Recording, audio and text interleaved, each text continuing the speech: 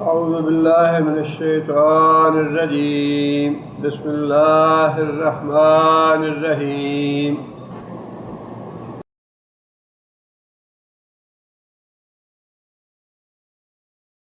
اعلموا ان اللہ شدید العقاب وان اللہ غفور الرحیم، جان رکھو بے شک اللہ تعالیٰ شدید العقاب سخت سزا دینے والا ہے، وَأَنَّ اللَّهَ غَفُورٌ الرحیم، اور بے شک اللہ تعالیٰ بخشنے والا ہے، مہربان ہے۔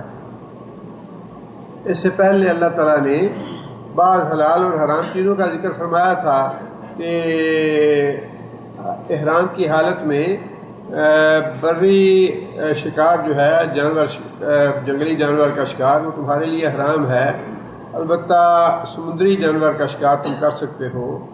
اور پھر اس کے بعد اللہ تعالیٰ نے جو چیزیں قابل احترام تھیں، بیت اللہ شریف کا تذکرہ فرمایا، اسی حوالے سے پھر حرمت کے مہینے کا ذکر فرمایا اور قربانی کے جانور کا ذکر فرمایا، اور جن جانوروں کے گلے میں قلادہ ڈالا جائے یا ہار ڈالا جائے علامت کے طور پہ کہ یہ جانور جو ہیں یہ بیت اللہ شریف لے جائے جا رہے ہیں قربانی کے لیے، فرمایا کہ ان کا احترام کیا جائے۔ اور اللہ تعالیٰ نے یہ بطور احسان فرمایا کہ بیت اللہ شریف کو ہم نے حرمت والا بنا کے تمہارے اوپر احسان کیا ہے۔ اب آگے اللہ فرماتے ہیں کہ اگر ان باتوں کا خیال رکھو گے جن سے ممانعت کی گئی ہے اور جن کو جائز قرار دیا گیا ہے یا حرمت والا بنایا گیا ہے، تو اللہ تعالیٰ غفور رحیم ہے، لیکن اگر ان کی پرواہ نہیں کرو گے، اللہ کی نافرمانی کرو گے، تو اللہ تعالیٰ سخت سزا دینے والے ہیں۔ آگے یہ بات ارشاد فرمائی، ما علی الرسول الا البلاغ، رسول کی ذمہ داری تو پہنچا دینا ہے۔ یہ بات جو ہے یہ باعث تسکین تھی رسول اکرم صلی اللہ علیہ وسلم کے لیے، جو بعض اوقات غمزدہ ہو جاتے تھے یا رنجیدہ ہوتے تھے کہ لوگ دعوت قبول کیوں نہیں کر رہے یا توحید کی بات کیوں نہیں مان رہے۔ اللہ تعالیٰ نے مختلف جگہ پہ مختلف انداز میں رسول اللہ صلی اللہ علیہ وسلم کو مخاطب کر کے یہ بات ارشاد فرمائی کہ اے محمد صلی اللہ علیہ وسلم، آپ کی ذمہ داری لوگوں سے منوانا نہیں ہے، بلکہ آپ کی ذمہ داری یہ ہے کہ آپ لوگوں تک بات پہنچا دیں۔ اور اس میں بڑا اچھا اصول اللہ تعالیٰ نے دین کی دعوت اور دین کی تبلیغ کا بتا دیا کہ دین کی دعوت میں، دین کی تبلیغ میں جبر جو ہے وہ مطلوب نہیں ہے۔ اللہ نے اس کا حکم ہی نہیں دیا کہ زبردستی منواؤ کسی سے اپنی بات پہنچانا یہ فرض ہے، مسئلہ بتانا یہ واجب ہے، یہ ضروری ہے، یہ کام کرتے رہنا چاہیے، لیکن کسی پہ سختی کرنا یا جبر کرنا یا منوانے کی کوشش کرنا یہ مطلوب نہیں ہے اور نہ ہی یہ ممکن ہے۔ اس لیے اللہ تعالیٰ نے یہ فرما دیا کہ رسول کی ذمہ داری جو ہے وہ پہنچا دینے کی ہے۔ واللہ یعلم ما تبدون وما تکتمون، اور جو تم ظاہر کرتے ہو چھپاتے ہو اللہ اس سے خوب واقف ہے۔ مطلب یہ ہے کہ اللہ تعالیٰ کو کوئی آدمی دھوکہ نہیں دے سکتا۔ جو کچھ انسان کے دلوں میں ہے، جس نیت سے انسان کرتا ہے، اللہ ان سب سے واقف ہے۔ وَحُصِّلَ مَا فِي الصُّدُورِ، قیامت کے دن سینوں کے بھید جو ہیں وہ بھی اللہ تعالیٰ نکال کے باہر رکھ دیں گے، بتا دیں گے کہ اس کام میں انسان کی کیا نیت تھی، کیا ارادہ تھا، کیا خواہش تھی۔ لہٰذا جو بھی انسان ظاہر کرے یا چھپائے اللہ سے چھپا ہوا نہیں۔ اب آگے اللہ تعالیٰ نے یہ بات ارشاد فرمائی کہ قُل لَا يَسْتَوِي الْخَبِيثُ وَالطَّيِّبُ، ناپاک چیز اور پاک چیز یہ دونوں برابر نہیں، یا دو باتیں ہیں اس میں۔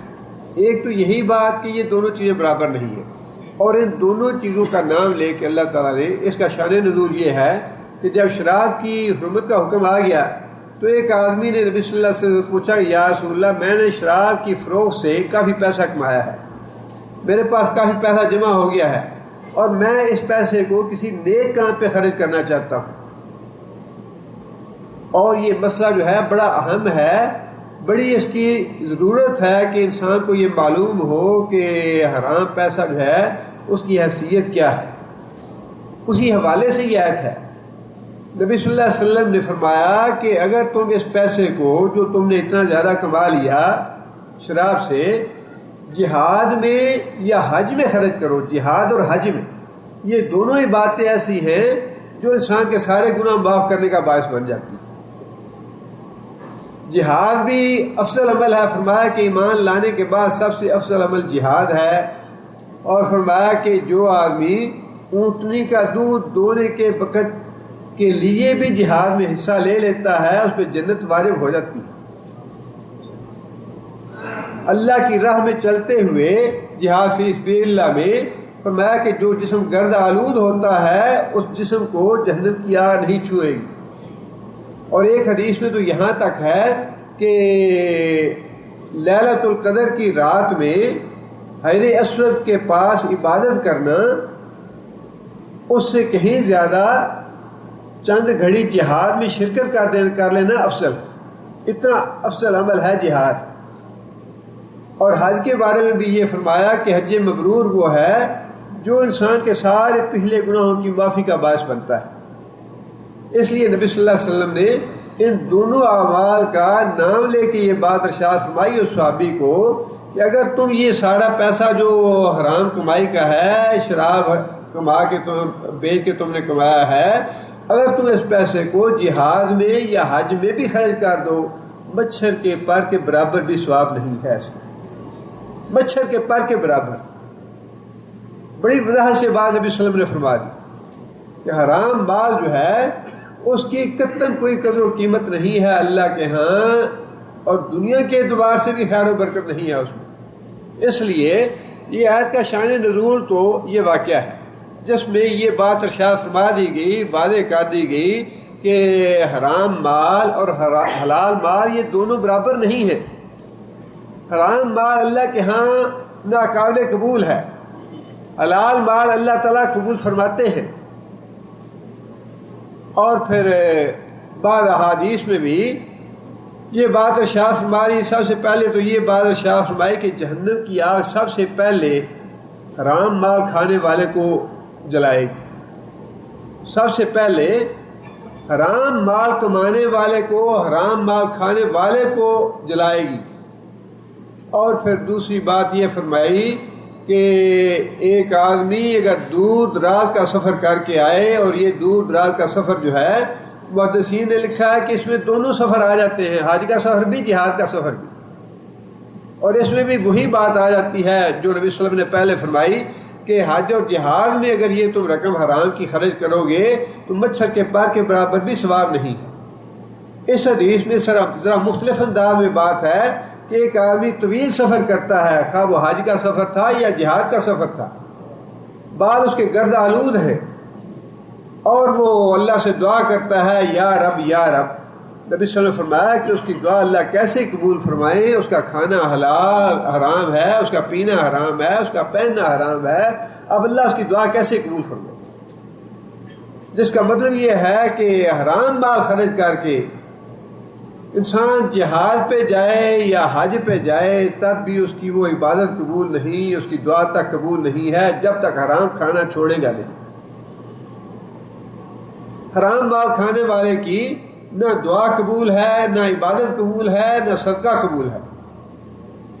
یہ تو مجموعی طور پہ نبی صلی اللہ علیہ وسلم نے حرام مال خواہ اس کا ذریعہ کوئی سا بھی ہو کوئی جھوٹ بول کے حرام مال کمائے دھوکہ دے کے حرام مال کمائے کوئی غلط بیانی کر کے حرام مال کمائے یا وہ جو عام ذرائع ہیں حرام مال کے سود بھی حرام مال کا رشوت سے بھی حرام مال ہے کسی یتیم کا مال غصب کر لیا کسی بیوہ کا مال جو ہے اس کو ہڑپ کر لیا یا ذخیرہ اندوزی کر کے مال کمایا. جب قحط کا زمانہ ہو ذخیرہ اندوزی کر لے آدمی تب بھی مال حرام ہے. وہ ذخیرہ قحط کے زمانے میں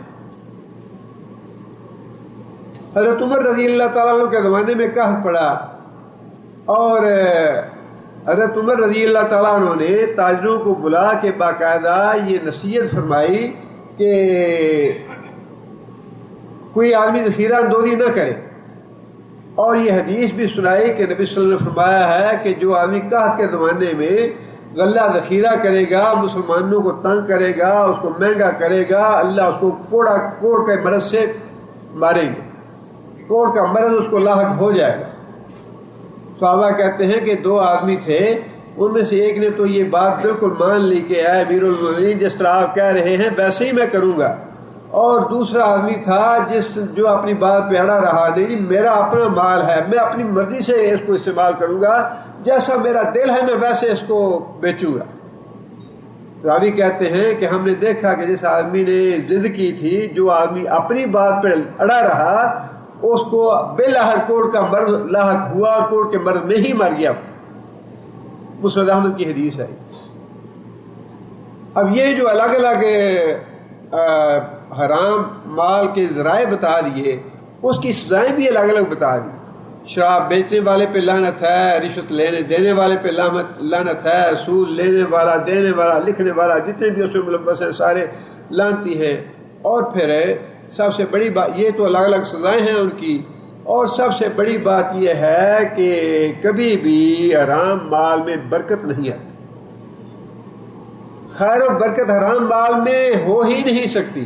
اللہ تعالیٰ نے خود فرمایا ہے نا کہ اللہ تعالیٰ سود کو گھٹاتے ہیں، صدقے کے مال کو بڑھاتے ہیں۔ اور پھر اس آیت کے آخر میں جو بات اللہ نے فرمائی نا، فاتقوا اللہ یا اولی الالباب، حالانکہ فاتقوا اللہ تو عام بھی ہے سب کے لیے، اہل ایمان کے لیے، لیکن فاتقوا اللہ یا اولی الالباب، یہ مال کے بارے میں انسان کی مت ماری جاتی ہے۔ مال کے معاملے میں انسان کی مت بڑی ماری جاتی ہے، انسان بڑا دھوکے میں رہتا ہے مال کے معاملے میں۔ اس لیے یہاں پہ چونکہ مال کا معاملہ تھا، اللہ تعالیٰ نے خاص طور پہ عقل والوں کو اپیل کی ہے، عقل والوں کو مخاطب کیا ہے کہ اگر تمہارے اندر کوئی عقل کی رتی ہے، اگر کوئی سوچ سمجھ رکھتے ہو، اگر پھر واقعی تم صحیح کیلکولیٹ کر سکتے ہو، تو پھر یہ بات یاد رکھو، حرام اور حلال برابر نہیں ہے۔ حرام جو ہے وہ سود، بے شک اس میں اضافہ ہو جاتا ہے کیلکولیٹ کرنے سے۔ تمہارا 10 لاکھ کا پیسہ تھا اور وہ 10.5 لاکھ ہو گیا، کیلکولیٹ کرنے میں تمہاری عقل یہی کہے گی کہ یہ بڑھ گیا ہے، اور جب تم نے زکوٰۃ دی تو 10 لاکھ سے پیسہ گھٹ گیا، عقل یہی کہے گی کہ تمہارا مال کم ہو گیا۔ اور یہ اسی چیز میں آزمائش ہے کہ انسان کی عقل جو ہے وہ کچھ اور کہتی ہے، کیلکولیٹ کچھ اور کرتی ہے، اور عقل صحیح کیلکولیٹ کرتی ہے، غلط کیلکولیٹ نہیں کرتی۔ لیکن چونکہ معاملہ ہے ایمان کا، اس لیے اللہ تعالیٰ نے فرمایا کہ یا اولی الالباب، اے وہ لوگوں جو عقل رکھتے ہو، شعور رکھتے ہو، سمجھ رکھتے ہو کہ جو بات اللہ فرماتے ہیں بات وہی صحیح ہے، ہماری کیلکولیشن غلط ہو سکتی ہے، اللہ کا قاعدہ کلیہ، اللہ کا اصول غلط نہیں ہو سکتا۔ اس لیے اولی الالباب کو اللہ تعالیٰ نے مخاطب کر فرمایا ہے، عقل والوں کو مخاطب کر کے یہ بات فرمائی ہے کہ یہ بات یاد رکھنا کہ حلال اور حرام جو ہے یہ برابر نہیں ہے۔ اور پھر دوسری بات کیا فرمائی؟ پہلی بات تو یہ ہے کہ یہ بات یاد رکھو کہ حلال حرام برابر نہیں ہے۔ دوسری بات یہ فرمائی بلو اعجبک کثرت الخبیث، ناپاک مال جو ہے، حرام مال کی کثرت جو ہے، اس میں تمہیں کتنی اٹریکشن کیوں نہ نظر آئے، خواہ وہ تمہیں کتنا اچھا کیوں نہ لگے حرام مال، فرمایا پھر بھی حرام مال کی کثرت جو ہے تمہیں خواہ کتنی اچھی کیوں نہ لگے، پھر بھی وہ گند ہے، پھر بھی وہ غلاظت ہے، پھر بھی اس میں برکت نہیں ہے۔ عموماً انسان کثرت کو دیکھ کے مرعوب ہو جاتا ہے، دھوکہ کھا جاتا ہے، اور ایمان ڈگمگا جاتا ہے انسان کا کثرت کو دیکھ کے۔ اس لیے دونوں چیزوں سے انسان کو آگاہ فرما دیا، ایک تو یہ کہ یہ دونوں برابر نہیں ہیں، خواہ 5 روپیہ اور دوسری طرف بھی 5 ہی ہوں، ایک 5 حلال کا ہے اور دوسرا 5 حرام کا ہے، فرمایا یہ بھی برابر نہیں ہے. 5 حلال کے اور 5 حرام کے یہ بھی برابر نہیں. اگلی بات یہ ارشاد فرمائی کہ اگر تمہارے پاس 5 حلال کے ہیں اور 5000 حرام کے ہیں تو پھر بھی یہ 5 جو ہیں یہ بھاری ہیں. یہ 2 الگ الگ باتیں فرمائی اللہ نے. پہلی بات یہ ہے کہ ان کو برابر نہ سمجھو، برابر ہوں تب بھی برابر نہ سمجھو. دوسری بات یہ ارشاد فرمائی کہ اگر حرام مال جو ہے وہ ڈھیروں کیوں نہ ہو، ہزاروں کے حساب سے زیادہ کیوں نہ ہو، پھر بھی جو حلال کا تھوڑا ہے اللہ کے نزدیک وہی بھاری ہے. اللہ کے نزدیک اسی میں خیر و برکت زیادہ ہے. وہ جو 5 کے مقابلے میں 5000 ہوگا یا 50,000 ہوگا یا 1,00,000 ہوگا، اللہ کے نزدیک اس کی قدر و قیمت اس 5 سے بھی کم ہے. یہ دونوں باتیں ارشاد فرمائی. اور اس کے ساتھ ہی مفسرین نے یہ لکھا ہے کہ چونکہ اللہ تعالیٰ نے لفظ بڑا جامع استعمال فرمایا ہے خبیث کا اور طیب کا، کہ ایک پاک ہے اور ایک ناپاک ہے، اور اس سے مراد صرف مال ہی نہیں بلکہ ہر چیز جو ایک معیار اللہ تعالیٰ نے دیا ہوا ہے اور ایک معیار جو ہے وہ شیطان کا دیا ہوا ہے. اس سے یہ بھی مراد ہے کہ مسلمان جو ہے وہ اللہ تعالیٰ کے ہاں قابل احترام ہے، قابل تکریم ہے، اور کافر اور مشرک جو ہے وہ اللہ کے نزدیک نجس ہے، ناپاک ہے، پلیت ہے، اللہ کے ہاں اس کی قدر و قیمت قطعاً نہیں. دونوں برابر نہیں ہیں. اور پھر یہ بھی فرما دیا کہ ایک طرف اکیلا مسلمان ہو، دوسری طرف 10 لاکھ کے مشرک ہوں، 20 لاکھ مشرک ہوں اکٹھے، تب بھی اللہ کے نزدیک باری کون ہے؟ ایک مسلمان. اور اس کی وضاحت نبی صلی اللہ علیہ وسلم نے بھی فرمائی. حدیث میں ہے کہ نبی صلی اللہ علیہ وسلم تشریف فرما تھے. نبی صلی اللہ علیہ وسلم کے پاس ایک آدمی بیٹھا ہوا تھا. آدمی بازار سے گزرا. نبی صلی اللہ علیہ وسلم نے آدمی سے پوچھا کہ اس آدمی کے بارے میں تمہاری کیا رائے ہے؟ اس آدمی نے کہا یا رسول اللہ یہ آدمی جو ہے یہ اپنے قبیلے کا سردار ہے، بڑا عزت دار ہے، یہ اس کی بات بڑی مانی جاتی ہے، اور اگر اپنے رشتے کے لیے کسی کو پیغام بھجوائے تو لوگ بڑی مسرت محسوس کریں گے اس کو رشتہ دینے میں. نبی صلی اللہ علیہ وسلم خاموش ہو گئے. تھوڑی دیر کے بعد ایک اور آدمی گزرا. نبی صلی اللہ علیہ وسلم نے اس آدمی سے اس کے بارے میں رائے معلوم کی کہ اس آدمی کے بارے میں تمہاری کیا رائے ہے؟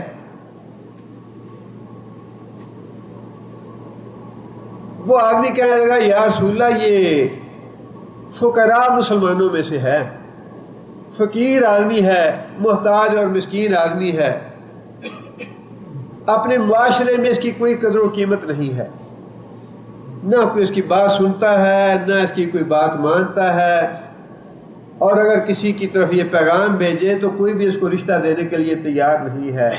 فقراء مسلمانوں میں سے ہے یہ.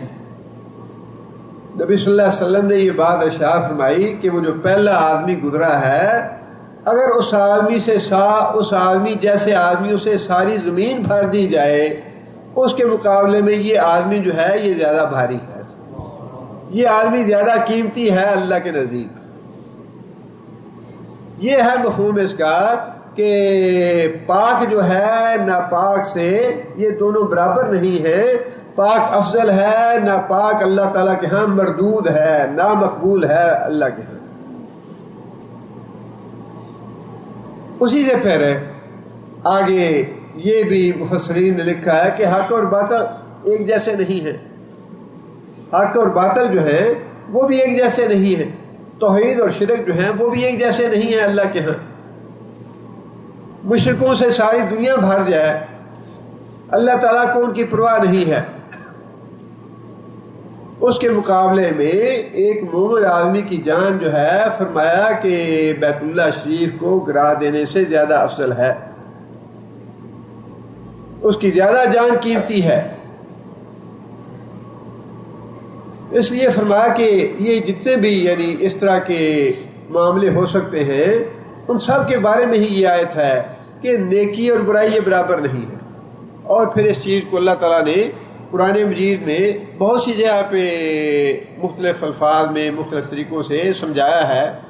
لا یستوی اصحاب النار و اصحاب الجنہ. جہنمی اور جنتی برابر نہیں ہیں. اسی دنیا میں ہیں وہ بھی وہ برابر نہیں ہیں. نہ اس دنیا میں برابر ہیں نہ قیامت کے دن برابر ہوں. ان الابرار لفی نعیم وان الفجار لفی جحیم.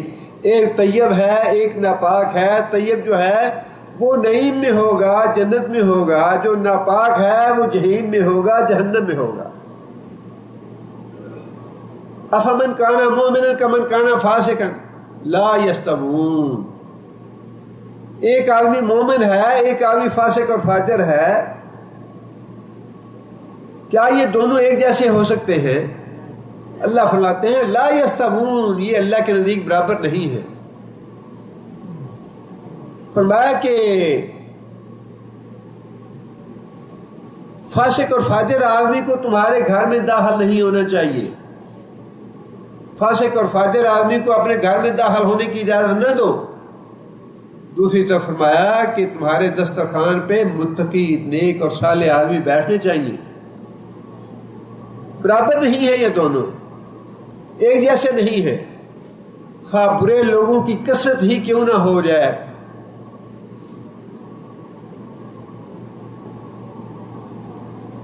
پچاس 50,000 یا 60,000 کی کثرت جو ہے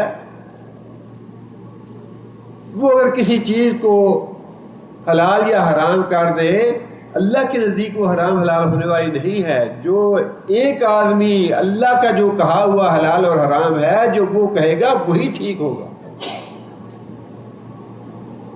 یہ ہمارے ہاں جو جمہوریت سے حلال اور حرام ہوتا ہے جو قانون بنتے ہیں موت کی سزا. اچھا جی پارلیمنٹ میں اس کا فیصلہ کرتے ہیں کہ قصاص ہونا چاہیے یا نہیں. بڑا دباؤ ہے کہ موت کی سزا ختم کرو. یہ تو تمہارا باپ بھی نہیں ختم کر سکتا. کرو گے تو الٹے لٹکائے جاؤ گے دنیا میں بھی اور آخرت میں بھی. کر کے دیکھ لو. 1400 سال ہو گئے قرآن مجید میں یہ حکم چلا آ رہا ہے وَلَكُمْ فِي الْقِصَاصِ حَيَاتٌ. اگر پریشر ہے تو چھوڑ دو نوکری. کس نے کہا وزیر اعظم بنو؟ اللہ اور اللہ کے رسول کا اگر تم نہیں تھام سکتے دامن, اللہ کے رسول کا حکم نہیں قائم رکھ سکتے تو یہ نوکری چھوڑ دو. کس نے کہا وزیر اعظم بنو؟ اور اگر بنے ہو تو اللہ کے رسول کا دامن نہ چھوڑو. اللہ کے رسول کے حکم کو قائم کرو. ہاں کتنا بھی دعا ہے تمہارے اوپر. وَلَكُمْ فِي الْقِصَاصِ حَيَاتٌ. موت جو ہے اس میں تمہاری زندگی ہے. قصاص میں تمہاری زندگی ہے. اگر کثیر تعداد پورا ملک بھی یہ کہہ دے کہ موت کی سزا ختم کر دو تب بھی ختم نہیں ہو سکتی ہے. کسی کی جرت نہیں ہے کہ اللہ کے قانون کو بدل ڈالے. فرمایا کہ کثرت تعداد جو ہے گندے لوگوں کی, سیکولر لوگوں کی, فاسق لوگوں کی, فاجر لوگوں کی, سارے کا سارا 18 کروڑ ایک طرف ہو جائے پاکستان. ایک طرف اللہ کا حکم ہے وَلَكُمْ قِصَاصٌ فِي الْحَيَاةِ. ایک آدمی جو کہنے والا ہے وہ ایک آدمی 18 کروڑ پہ بھاری ہوگا.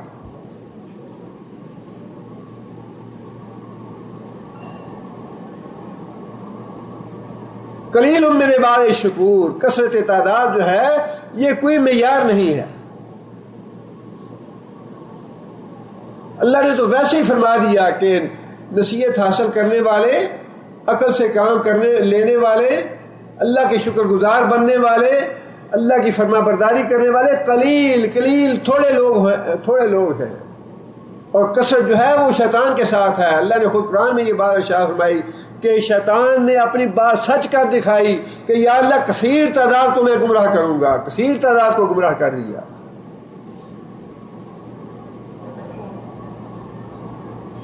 لہذا کبھی بھی کثیر تعداد سے مروب نہ ہو, غلاظت اور گندگی کثرت سے مروب نہ ہو کہ نہیں وہاں تو زیادہ تعداد ہے, ادھر تو اتنے لوگ ہیں, اتنے لوگوں کی رائے بن گئی ہے, اتنے لوگوں نے یہ کہہ دیا ہے.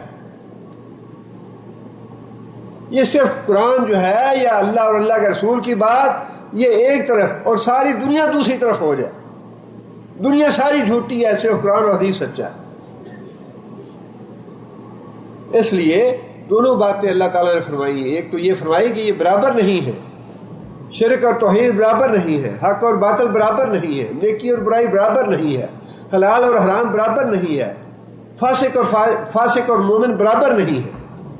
دوسری بات یہ فرمائی کہ غلاظت، گندگی، ناپاکی، فاسق، فاجر، مشرک، شرک اور بدعت، اس کی خواہ کتنی بھی تعداد کثیر ہو جائے، کتنی بھی زیادہ ہو جائے، اس سے مروب کبھی نہ ہونا. خواہ ایک آدمی حق کلمہ حق کہنے والا ہے، اللہ کے نزدیک وہی ایک آدمی بھاری ہے.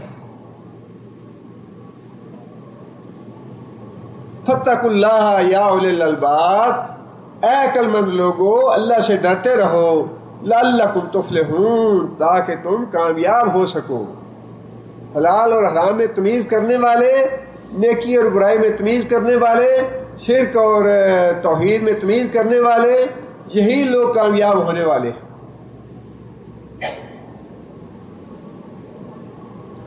آگے پھر دوسرا مضمون ہے، اس کا بھی شان نزول یہ ہے کہ نبی صلی اللہ علیہ وسلم خطبہ ارشاد فرما رہے تھے.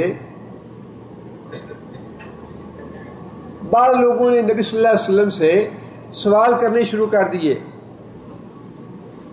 ایک صحابی نے یہ پوچھا کہ یا رسول اللہ میرا باپ کون ہے؟ چونکہ جاہلیت کا زمانہ تھا، پہلے معاملات کچھ اور طرح کے تھے. جب اسلام آ گیا تو پابندیاں، حدود، قوانین، اوامر، نواہی، ساری چیزیں آ گئیں. تو اس کے بعد پھر قدرتی طور پہ جو پہلا زمانہ ہے یا جس میں انسان کسی غلط کام میں، کسی گناہ میں ملوث رہا ہو، اس کے بارے میں انسان فکر مند ہوتا ہے کہ پہلا وقت جو تھا اس کے بارے میں کیا حکم ہے یا کیسی بات ہے. وہ صحابی نے پوچھا یا رسول اللہ کہ میرا باپ کون ہے؟ نبی صلی اللہ علیہ وسلم نے بتایا تمہارا باپ فلاں ہے. پھر ایک اور آدمی نے پوچھا یا رسول اللہ میرا باپ کون ہے؟ نبی صلی اللہ علیہ وسلم نے اس کو بھی بتایا. لیکن لوگوں نے زیادہ سوال کرنے شروع کر دیے تو نبی صلی اللہ علیہ وسلم کا چہرہ غصے سے سرخ ہو گیا اور لوگوں نے محسوس کر لیا کہ نبی صلی اللہ علیہ وسلم رنجیدہ ہوئے. اور حضرت عمر رضی اللہ تعالیٰ عنہ نے نبی صلی اللہ علیہ وسلم کا غصہ ٹھنڈا کرنے کے لیے کچھ کلمات بھی کہے. کسی دوسری مجلس میں کسی آدمی نے یہ پوچھا یا رسول اللہ میرا باپ کہاں ہے، جنت میں ہے یا جہنم میں ہے؟ نبی صلی اللہ علیہ وسلم فرمایا کہ جہنم میں ہے. اس طرح کے سوالات لوگوں نے پوچھے، اس پہ اللہ تعالیٰ نے یہ آیت نازل فرمائی کہ ایسے سوالات جنہیں پوچھ کے خود تمہیں ہی غم لاحق ہو جائے، خود تمہیں ہی صدمہ پہنچے، ایسے سوال نبی صلی اللہ علیہ وسلم سے نہ کیا. فرمایا کہ یا ایھا الذین آمنوا، اے لوگو جو ایمان لائے ہو، لا تسألوا عن اشیاء ان تبد لکم تسؤکم. اے لوگو جو ایمان لائے ہو، لا تسألوا، نہ سوال کرو، عن اشیاء، ایسی باتوں کے بارے میں، ایسی چیزوں کے بارے میں، ان تبد لکم، اگر وہ تم پہ ظاہر ہو جائیں، تسؤکم، تو تمہیں بری لگے، اگر وہ تمہیں معلوم ہو جائیں. اور نبی صلی اللہ علیہ وسلم خود بھی گریز نہیں کیا کرتے تھے، گریز نہیں کرنی چاہیے. بعض واقعات ایسے ہیں کہ نبی صلی اللہ علیہ وسلم کے پاس آدمی آیا، یا رسول اللہ مجھ پہ حد نافذ فرمائی. نبی صلی اللہ علیہ وسلم خاموش رہے. اس آدمی نے پھر یہ بات کہی، نبی صلی اللہ علیہ وسلم پھر خاموش رہے. 3 دفعہ اس آدمی نے یہ بات کہی، نبی صلی اللہ علیہ وسلم خاموش رہے، حتیٰ کہ نماز کا وقت ہو گیا. نبی صلی اللہ علیہ وسلم نے نماز پڑھی. اس کے بعد پھر نبی صلی اللہ علیہ وسلم فارغ ہوئے تو اس آدمی نے پھر یہی بات کہی. نبی صلی اللہ علیہ وسلم نے اسے پوچھا کہ تم نے نماز پڑھی ہے ہمارے ساتھ؟ کہنے لگا یا رسول اللہ نماز پڑھی ہے آپ کے ساتھ. فرمایا جاؤ اللہ معاف کرو. مطلب یہ ہے کہ نبی صلی اللہ علیہ وسلم نے پریدا نہیں اسے. کیا بات ہے، کس طرح کی بات کہ تم گناہ ہوا ہے تم سے، کیسا گناہ کر کے آئے ہو؟ حتی الامکان گناہ پہ پردہ ڈالنے کی خود بھی کوشش کرنی چاہیے اور دوسروں کو بھی دوسروں کے گناہوں پہ جس سے فتنہ نہ پیدا ہو، بشرطے کہ فتنہ نہ پیدا ہو۔ اگر عوام کا اس میں کوئی نقصان ہو رہا ہو یا معاشرے میں بگاڑ پیدا ہو رہا ہو، معاشرے میں اس سے کوئی فتنہ فساد پیدا کرنے کا ڈر ہو، تو پھر اس کی نشاندہی کرنے میں حرج نہیں ہے۔ لیکن اگر انفرادی عمل ہو تو کوشش یہ کرنی چاہیے کہ پردہ پڑا رہے۔ ایک حدیث میں نبی صلی اللہ علیہ وسلم نے یہ بات بھی ارشاد فرمائی ہے کہ اللہ تعالیٰ سارے لوگوں کو معاف فرما دیں گے سوائے اس آدمی کے جو اپنا پردہ خود فاش کر دے، جو اپنے گناہ کا پردہ خود فاش کر دے، لوگوں کو جا کے فخر سے بتاتا رہے رات کو میں نے فلاں فلاں کام کیا، میں نے فلاں گناہ کیا ہے۔ فرمایا کہ اس آدمی کو اللہ معاف نہیں کرے گا، ایک تو گناہ ہے، دوسرا اس میں تکبر ہے، اکڑ ہے، اس میں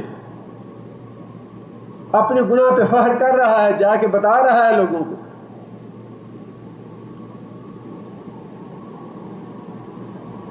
اس لیے نہ نبی صلی اللہ علیہ وسلم خود گریز فرماتے تھے لوگوں سے، اور لوگوں کو بھی اس بات کی تعلیم دی گئی ہے کہ ہر معاملے میں بال کی کھال نہ اتارو۔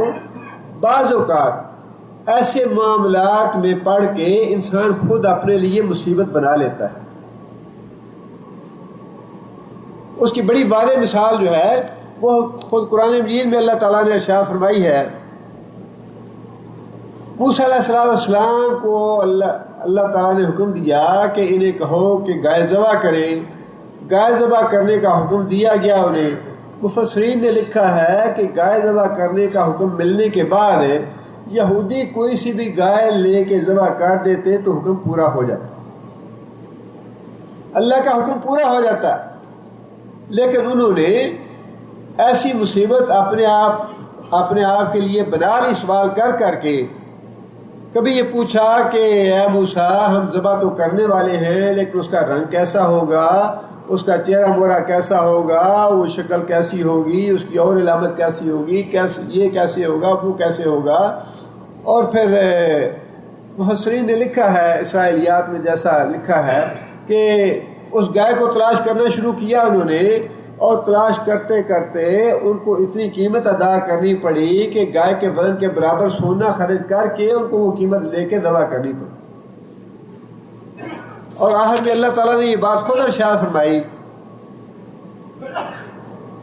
کہ وہ گائے انہوں نے ذبح تو کی، فَذَبَحُوهَا وَمَا كَانُوا يَفْعَلُونَ، نیت ان کی ٹھیک نہیں تھی، نیت وہ کرنا نہیں چاہتے تھے، ارادہ نہیں تھا ان کا، لیکن بالآخر مجبوراً انہیں گائے ذبح کرنی پڑی۔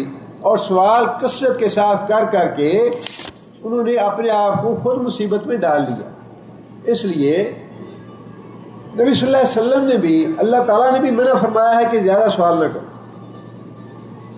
اور نبی صلی اللہ علیہ وسلم نے بھی کثرت سوال سے منع فرمایا ہے۔ اس آیت کی تفسیر میں ایک اور حدیث کا ذکر بھی فرمایا مفسرین نے، اور وہ حدیث یہ ہے کہ جب حج فرض ہوا تو نبی صلی اللہ علیہ وسلم نے صحابہ کرام کو بتایا کہ اللہ نے حج فرض کیا ہے۔ اب ایک آدمی نے نبی صلی اللہ علیہ وسلم سے سوال کیا کہ یا رسول اللہ کیا حج ہر سال فرض ہے؟ نبی صلی اللہ علیہ وسلم خاموش رہے۔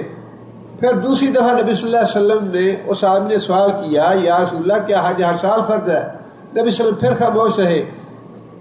تیسری دفعہ پھر اس نے سوال کیا کہ یا رسول اللہ کیا حج فرض ہے ہر سال؟ نبی صلی اللہ علیہ وسلم نے فرمایا کہ دیکھو جتنی بات میں تمہیں بتاؤں اس پہ عمل کرو، اور جس بات سے میں خاموش ہوں تم بھی خاموش رہو۔ اگر میری زبان سے یہ بات نکل جاتی کہ ہر سال فرض ہے تو تمہارے اوپر ہر سال حج کرنا فرض ہو جاتا، تم لوگ مشکل میں پڑ جاتے، تمہارے لیے ہی اس کو نبھانا ناممکن ہو جاتا۔ اس لیے فرمایا کہ جتنی بات میں تمہیں کہوں اتنی بات پہ مجھے چھوڑ دیا کرو، اس سے زیادہ سوال جواب کر کے مزید وضاحت طلب نہ کیا کرو۔ اور فرمایا کہ جو تم سے پہلی امتیں تھیں ان کی ہلاکت کی وجہ یہ تھی کہ وہ زیادہ سوال کرتے تھے اور نبی کی مخالفت کرتے تھے۔ لہذا زیادہ سوال کرنے سے منع فرمایا نبی صلی اللہ علیہ وسلم نے. اور ایک حدیث میں یہ بات بھی ارشاد فرمائی کہ سب سے بڑا گناہ گار آدمی وہ ہے جس کے سوال کرنے سے ایک حلال چیز امت پہ حرام کر دی جائے. سب سے بڑا گناہ گار آدمی وہ ہے جس کے سوال کرنے سے کوئی حلال چیز امت پہ حرام کر دی جائے. اور پھر نبی صلی اللہ علیہ وسلم نے یہ بات بھی ارشاد فرمائی کہ اللہ تعالیٰ نے 3 چیزوں کو ناپسند فرمایا ہے. 3 چیزوں کو ناپسند فرمایا ہے. پہلی بات تو یہ کہ انسان بے مقصد باتیں کرے، لا یعنی باتیں کرے، ہر وقت بڑ کرتا رہے، بالکل کوئی مقصد نہیں ہے، کوئی بات نہیں ہے، ایسے ہی گپ شپ لگانے گئے تھے، بیٹھے ہیں گپ شپ لگا رہی ہے، کیا ہو رہا ہے گپ شپ. ایسا فضول اور واہیات یہ کلمہ ہے اور یہ طریقہ ہے وقت کو برباد کرنے کا، وقت کو ضائع کرنے کا کہ کوئی مقصد نہیں ہے. انسان اپنے وقت کو اللہ کی یاد میں صرف کرے، قرآن کی تلاوت میں صرف کرے، دعائیں مانگے اللہ سے، یا کوئی اور نیکیاں کام کرے. 1000 کام ہے نیکیاں کام کرنے کے لیے. اور فرمایا کہ مال کو ضائع کرنا اللہ ناپسند فرماتے ہیں. یہ مال ہے تو اپنا ہی، لیکن اللہ کا دیا ہوا ہے، اور اللہ نے اس مال کے بارے میں سوال کرنا ہے. کہاں خرچ کیا، کہاں سے کمایا. اس لیے فرمایا کہ اللہ تعالیٰ مال کو ضائع کرنے سے ناپسند فرماتے ہیں. اور مال کو ضائع کرنے کی مختلف صورتیں ہیں. شادی بیاہ پہ اسراف کرے انسان، غیر شرعی امور پہ انسان استعمال کرے پیسہ، کھانا پکانا اتنا زیادہ پکائے کہ اس کو ضائع کرے، کپڑے اتنے زیادہ بنائے کہ اس کو ضائع کرے، جوتے اتنے زیادہ بنائے کہ اس کو ضائع کرے. یہ ساری چیزیں مال ضائع کرنے میں. اور پھر فرمایا کہ اللہ تعالیٰ کثرت سوال کو ناپسند فرماتے ہیں. زیادہ سوال کرنے کو اللہ ناپسند فرماتے ہیں. ویسے بھی نبی صلی اللہ علیہ وسلم فرمایا کہ من صمتا نجا، جو آدمی جتنی زبان کو روک کے رکھے اور خاموشی اختیار کرے اسی میں اس کے لیے نجات ہے. من صمتا نجا.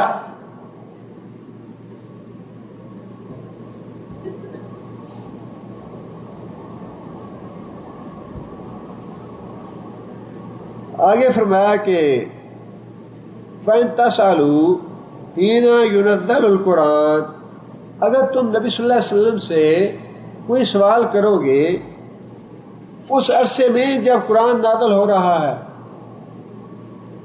تُبْدَ لَكُمْ، وہ تم پہ ظاہر کر دی جائے گی.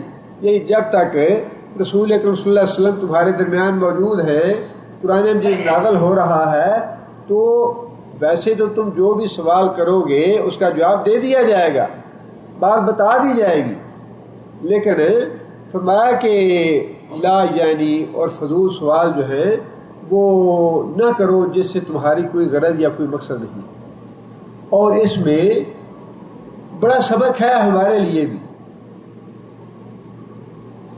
سوال وہی بات ہے، جتنا سوال کرتے کرتے کرتے باریکی میں انسان چلا جائے اتنی ہی زیادہ انسان اپنے لیے مصیبت بنا لیتا ہے. جو موٹی موٹی باتیں اللہ کے رسول نے فرما دی ہیں نا، ان پہ عمل کر لے انسان تو انشاءاللہ اس کے نجات کے لیے کافی ہے. بہت زیادہ تفصیلات میں چلے جانا اور بہت زیادہ بال کی کھال اتارنا،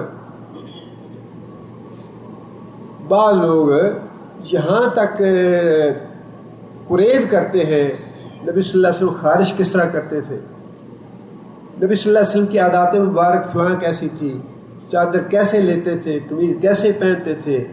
یہ ساری چیزیں جو ہے انسان اپنے تحقیق کے شوق کے لیے کرنا چاہے تو ایک الگ بات ہے، لیکن جو عادات میں چیزیں آتی ہیں نبی صلی اللہ علیہ وسلم کی عادات مبارکہ میں تھیں، ان کے لیے اتنی تحقیق کرنا یا ان کی اتنا زیادہ قریض کرنا اس سے کہیں زیادہ بہتر ہے کہ جو بڑے بڑے موٹے مسائل ہیں، حلال و حرام سے بچے، حقوق العباد ادا کرے، حقوق اللہ ادا کرے، ان کو ادا کرنا کہیں زیادہ اہم ہے۔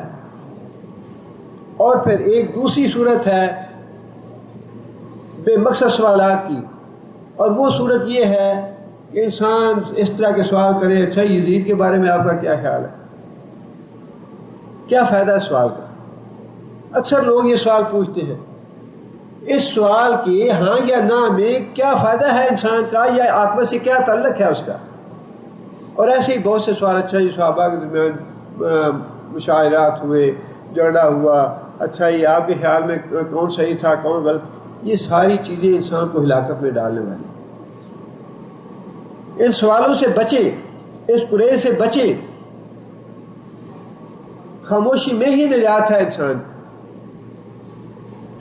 فرمایا کہ جب قرآن نازل ہو رہا ہے اس وقت جو تم سوال کرو گے جواب تو دے دیا جائے گا، لیکن تمہیں نصیحت یہی کی جاتی ہے پھر بھی کہ زیادہ سوال کرنے سے گریز کرو۔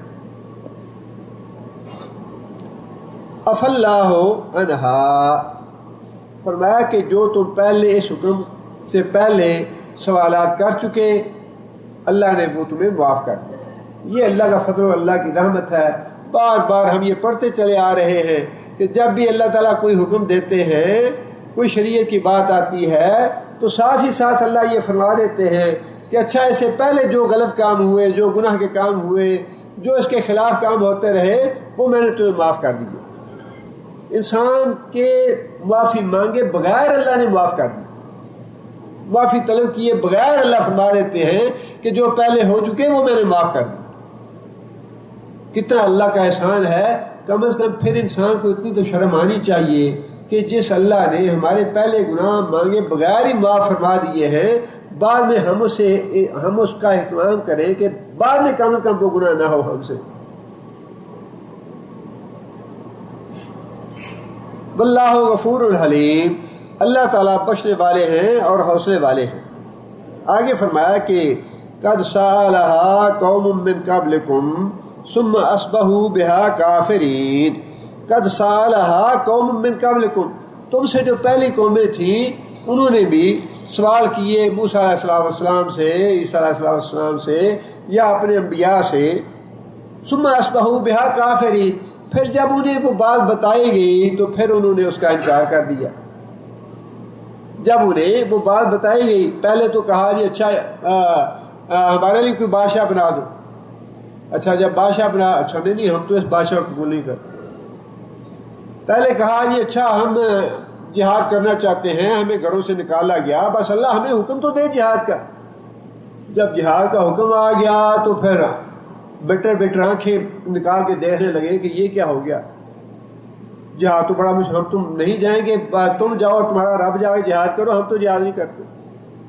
فرمایا کہ پہلے مانگا لو انبیاء سے، پہلے باتیں مانگی انبیاء سے، سوال کیے انبیاء سے خود، اور جب حکم نازل کر دیا گیا ان کا تو وہ بات ماننے سے انکار کر دیا اور گناہ گار ہو گئے۔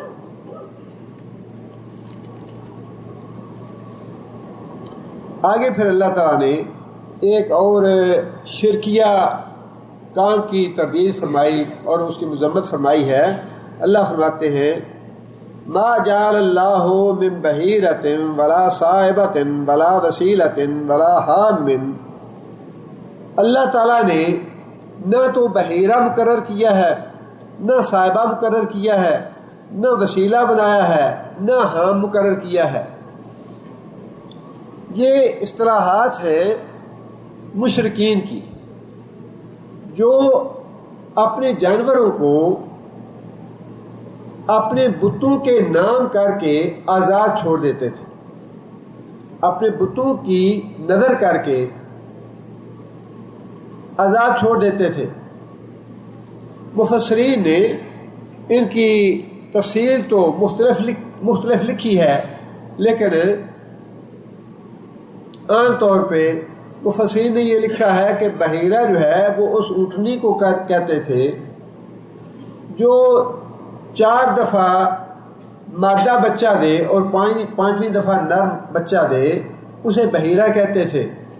اور جب کوئی اونٹنی اس طرح 5 بچے جن لیتی تو اس کو وہ آزاد کر دیتے کسی بت کے نام پہ، بت کی نام نظر کر دیتے کہ اب یہ فلاں بت کی ہو گئی، اس کے نام کا چڑھاوا ہو گیا، اور چڑھاوے کے بعد یہ پابندی ہو جاتی کہ وہ اس سے کسی قسم کا کوئی فائدہ نہ اٹھا سکتے، نہ ذبح کر کے اس کا گوشت کھا سکتے، نہ اس پہ سواری کر سکتے، نہ اس کا دودھ دو سکتے، نہ اس کے بال کاٹ کے اس کو کوئی استعمال کر سکتے، کسی قسم کا بھی فائدہ اٹھانا اس سے وہ حرام ہو جاتا، اور وہ بتا دیا جاتا کہ جی یہ فلاں بت کے نام نظر کر دی گئی، فلاں بت کے نام چڑھاوا چڑھا دیا گیا اس کا۔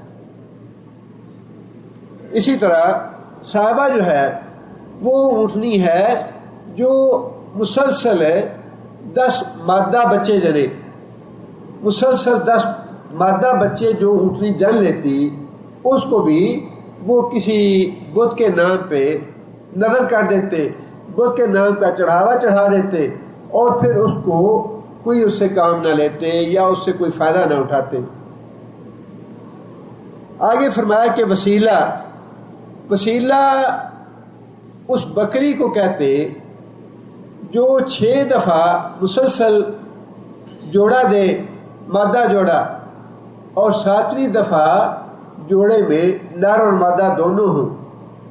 بس یہ ایک ان کی اپنی بنائی ہوئی رسم تھی جس کی اللہ تعالیٰ نے تردید فرمائی، اور فرمایا کہ اللہ نے یہ نہیں بنایا کہ جب یہ ایسا ہو جائے تو پھر ان کو بتوں کے نام چڑھاوا چڑھا دیا جائے یا بتوں کے نام نظر کر دیا جائے۔ ایسی بکری جو 7 دفعہ مسلسل جوڑے بچے پیدا کرتی، اسے وہ صاحبہ کہتے، اور اس کو بھی بت کے نام چڑھاوا چڑھا دیتے، بت کے نام نظر کر دیتے۔ اور پھر ہم اس اونٹ کو کہتے جس اونٹ کے 10 بچے ہو جاتے، اس اونٹ کو ہام کہتے، اور اسے بھی کسی نہ کسی بت کے نام نظر کر دیتے یا چڑھاوا چڑھا دیتے، اور پھر اس سے کسی قسم کا فائدہ نہ اٹھا۔ نبی صلی اللہ علیہ وسلم نے یہ بات ارشاد فرمائی کہ معراج کے موقع پہ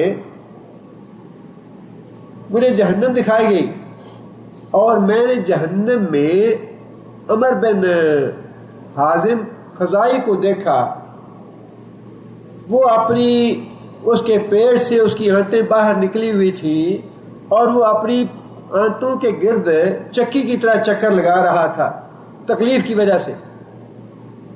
یہ عمر بن حازم خزائی جو ہے اس نے 2 گناہ کیے۔ یہ نبی صلی اللہ علیہ وسلم سے کم از کم 300 سال پہلے پیدا ہوا، 300 سال پہلے نبی صلی اللہ علیہ وسلم سے، اور یہ آج کی اصطلاح میں یہ سمجھ لیں کہ اپنے قبیلے کا یا اپنے اس سردار تھا۔ یہ ایسے کام سردار ہی کرتے ہیں جو پھر آگے بھی نسل در نسل چلتے رہتے ہیں۔ سب سے پہلے یہ اصطلاحات جو تھی یہ عمر بن اس نے وضع کی، اسی نے بنائی ہے، اور پھر آگے 300 سال تک یہ نبی صلی اللہ علیہ وسلم کے زمانے تک یہ اسی طرح لوگ چڑھاوے چڑھاتے رہے اور بتوں کی نظر جانور کرتے رہے۔ اس میں 2 چیزیں تھیں، ایک تو بت کے نام چڑھاوا چڑھا دینا بذات خود شرک ہے، دوسری بات یہ جس چیز کو اللہ نے حلال کیا اس کو حرام کر دیا۔ اونٹ کو ذبح کرنا، اس کا گوشت کھانا حلال ہے، اس کا دودھ دونا حلال ہے، اس کے بالوں سے فائدہ اٹھانا حلال ہے، لیکن اللہ کی حلال کی ہوئی چیز کو حرام کر لیا۔ اور دوسرا یہ کہ شرک کیا کہ اس جانور کو بت کے نام چڑھاوا چڑھا دیا، نظر کر دیا۔ یہ دونوں گناہ تھے کبیرہ اس میں۔ اور تیسرا گناہ اس آدمی کا یہ تھا کہ بیت اللہ شریف میں جو 360 بت تھے، ان بتوں کو بیت اللہ شریف میں رکھنے کی ابتدا اس آدمی نے کی، جس کے بارے میں نبی صلی اللہ علیہ وسلم فرمایا کہ میں نے معراج کے موقع پہ جہنم میں اس آدمی کو دیکھا ہے، وہ تکلیف کی وجہ سے اپنی آنتوں کے گرد چکی کی طرح چکر لگا رہا تھا۔ بیت اللہ شریف کے اندر بت رکھنے کی ابتدا بھی اس نے کی، اور یہ شرک جو تھا بتوں کے نام کی نظر نیاز دینا اور پھر ان جو اللہ نے حلال کی تھی چیزیں ان کو حرام کرنا، اس کی ابتدا اس آدمی نے۔ آگے پھر فرمایا کہ اللہ نے تو یہ چیزیں نہیں بنائی، اللہ نے یہ حکم نہیں دیا کہ ان جانوروں کو بتوں کے نام چڑھاوا چڑھایا جائے یا بتوں کے نام کی نظر دیا جائے، ولیکن الذین کفروا، لیکن وہ لوگ جنہوں نے کفر کیا، یفترون علی اللہ الکذب، وہ جھوٹ گڑتے ہیں اللہ کے نام پہ جھوٹ گڑنا۔ یہ دوسری حماقت مشرکوں کی اور دوسرا گناہ مشرکوں کا ایک گناہ تو شرک کرنا اور دوسرا گناہ یہ کہ اس گناہ کو کار ثواب بتانا۔ نظر نیاز دینی، چڑھاوے چڑھانے، بڑا ثواب ہے اس کا۔ اللہ فرماتے ہیں کہ ایک تو یہ گناہ کیا کہ جو چیز میں نے نہیں کہی تھی وہ کیا کام انہوں نے، اور دوسرا گناہ یہ کیا کہ اس کو میرے نام منسوب کر دیا، اور یہ کام ہوتا ہے آہستہ آہستہ۔ شیخ عبد القادر جیلانی رحمۃ اللہ علیہ نے تو وہ نہ کام کیے نہ باتیں کی جو بعد میں آنے والے ان کے عقیدت مندوں نے ان کے نام منسوب کر دی، کہ عبد القادر جیلانی رحمۃ اللہ علیہ نے موری کھائی، موری کی ہڈیاں جمع ہو گئیں تو اس کو حکم دیا قومی باذن اللہ، اللہ کے اذن سے اٹھ جاؤ، اور وہ زندہ ہو گئی۔ یہ قصے کہانیاں جو ہیں یہ بعد والوں نے منسوب کر دیے۔ اسی طرح فرمایا اللہ تعالیٰ نے کہ اولاً تو یہ جو نام تھے یہ میرے رکھے ہوئے نہیں، دوسرا ظلم انہوں نے یہ کیا کہ لوگوں کو یہ بتایا کہ یہ تو اللہ نے کیا ہے، یہ تو اللہ نے بتایا ہے، اور یہ بڑا کار ثواب اور کار اجر کام ہے۔ بالکل وہی بات جو اب بھی مشرک کرتے ہیں کہ نظر نیاز دیتے ہیں، چڑھاوا دیتے ہیں جس کا اللہ نے حکم نہیں دیا، اور دوسرا ظلم یہ کرتے ہیں کہ نہیں جی نہیں تو یہ تو شریعت سے ثابت ہے، اس کا تو بڑا اجر و ثواب ہے۔ یہ دوسرا ظلم ہے۔ فرمایا کہ اکثرهم لا یعقلون، اس لیے کہ اکثریت جو ہے وہ بیوقوف اور بے عقل لوگوں کی ہے۔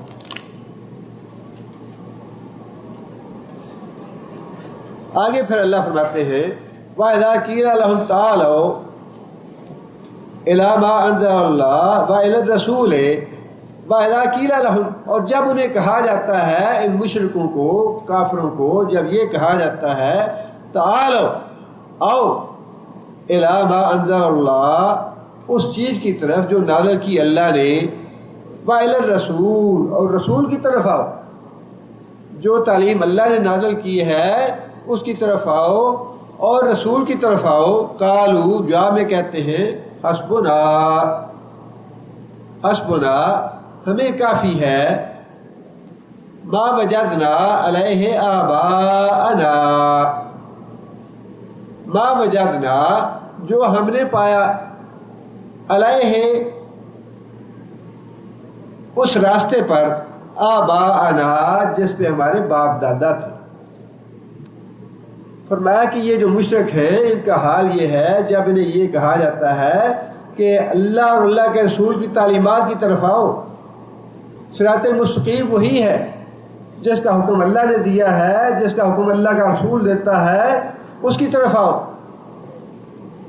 جواب میں کہتے ہیں کہ جو ہمارے باپ دادا کا طریقہ ہے وہی ہمارے لیے کافی ہے، جو کام ہم نے اپنے باپ دادا کو کرتے پایا ہے، حسبنا وہ ہمارے لیے کافی ہے، تم جاؤ اپنا کام کرو، جا کے ہم اپنا کام کرتے ہیں۔ آگے اللہ تعالیٰ نے یہ بات ارشاد فرمائی، آگے اللہ تعالیٰ نے مختصر سے لفظ میں اس کا جواب دے دیا ہے، اور بہت زیادہ سمجھنے کی ضرورت ہے اس آیت کو اور اس بات کو۔ آگے اللہ نے یہ بات ارشاد فرمائی اولو کان آباؤہم لا یعلمون، اولو کان آباؤہم، خواہ ان کے باپ دادا، لا یعلمون علم نہیں رکھتے، علم نہیں رکھتے۔ علم سے مراد کیا ہے؟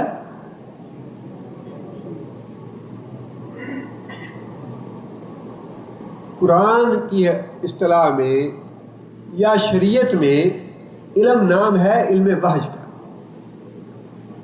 یہ جو دنیاوی علوم ہیں انہیں شریعت علم تسلیم نہیں کرتی. شریعت جو ہے جب علم کا لفظ استعمال کرتی ہے تو اس سے مراد ہے علم وحی، وحی کا علم. مطلب یہ ہے کہ اللہ فرماتے ہیں کہ خواہ تمہارے باپ دادا کے پاس کتاب و سنت کا علم نہ ہو تب بھی تمہیں وہ کافی ہے.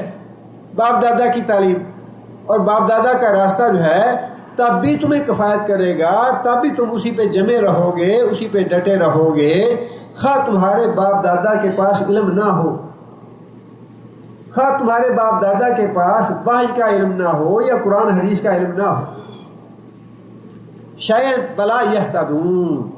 دوسری بات یہ کہ وہ نہ ہی وہ ہدایت پہ ہوں. ایک ہی بات ہے، جس کے پاس علم وحی ہے وہ ہدایت پہ ہے، جس کے پاس علم وحی نہیں وہ ہدایت پہ نہیں ہے. اب اس بات کو سمجھنے کی ضرورت اس لیے ہے کہ یہ بہت بڑی گمراہی ہے کہ ہم نے تو ہی اپنے باپ دادا کو جیسے کرتے دیکھا ہے ویسے ہی ہم کرتے چلے آئیں گے، یا ہمارے حضرت صاحب جیسا کہتے ہیں، ہمارے پیر صاحب جیسا کہتے ہیں، یا ہمارے مولوی صاحب جیسا کہتے ہیں، یا ہمارے امام صاحب جیسا کہتے ہیں، ہم تو ویسا ہی کریں گے. بات ایک ہی ہے. اللہ تعالیٰ نے لفظ جو ہے وہ باپ دادا کا استعمال فرما کے اس مرض کی تشخیص کر دی ہے جو مرض ہے گمراہی والا، جس کے نتیجے میں گمراہی پیدا ہوتی ہے، وہ اللہ نے اس کی نشاندہی فرما دی ہے. اندھے بن کے اپنے باپ دادا کی تقلید کرے، آنکھیں بند کر کے اپنے مولوی کی یا اپنے پیر کی تقلید کرے، اندھے بن کے اپنے امام کی تقلید کرے یا حضرت صاحب کی یا بزرگوں کی تقلید کرے. یہ ساری کی ساری جو ہے اللہ تعالیٰ فرماتے ہیں کہ یہ بالکل بودی اور باطل دلیل ہے. اللہ کے ہاں یہ قابل قبول نہیں جب تک علم نہ ہو. جس کا مطلب یہ ہے کہ اگر ایک آدمی ایسا ہے جس کے ماں باپ کے پاس علم ہے، جس کے ماں باپ علم کی بنیاد پہ دعوت دیتے ہیں اسے کہ بیٹا یہ قرآن ہے، یہ حدیث ہے، یہ علم ہے، اس کی میں تمہیں دعوت دیتا ہوں، اس سے انکار نہ کرے. اس سے انکار نہیں ہے اس آیت میں.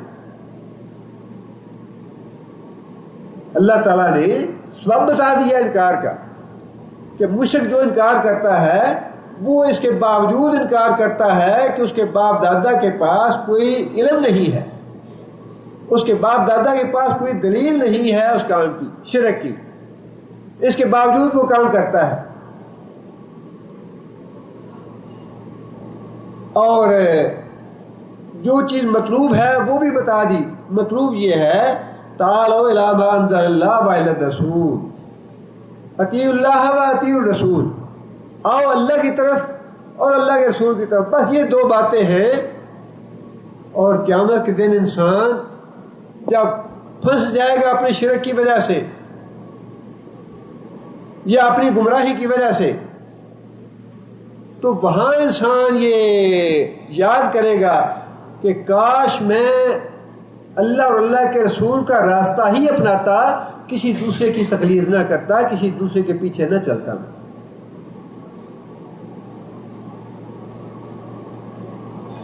ربنا اخرنا الی اجل قریب نجب دعوتک ونتبع الرسل. قیامت کے دن انسان کہے گا یا اللہ کچھ تھوڑی سی مہلت دے دے ہمیں. نجب دعوتک، یا اللہ تیری بات سنیں گے، ونتبع الرسل، اور رسولوں کی پیروی کریں گے، تیری اور تیرے رسول کی پیروی کریں گے، تیری بات مانیں گے اور اس کے علاوہ کسی دوسرے کی بات نہیں سنیں گے. اطیعوا اللہ و اطیعوا الرسول لعلکم ترحمون. اطاعت کرو اللہ کی اور اللہ کے رسول کی تاکہ تم پہ رحم کیا جائے.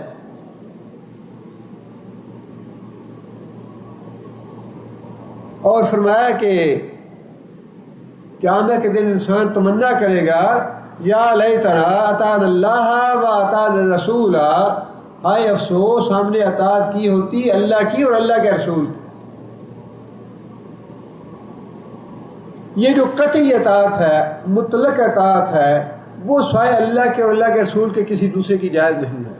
لیکن اس کے مقابلے میں ایک دوسری بات ہے جس میں فرق کرنا چاہیے اور جس کو محسوس کرنا چاہیے، وہ یہ ہے کہ عالم آدمی سے استفادہ کرنا، امام سے استفادہ کرنا، کسی جاننے والے سے مسئلہ پوچھنا، اس میں کوئی حرج نہیں۔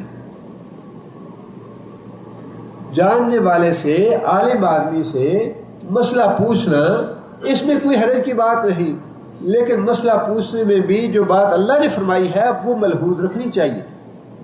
آپ مسئلہ خواہ کسی امام سے پوچھیں یا کسی مولوی سے پوچھیں یا کسی بزرگ سے پوچھیں، اللہ تعالیٰ نے جو قید لگا دی ہے اس قید کو آپ اگر ملحوظ رکھیں گے تو وہ تقلید نہیں رہے گی،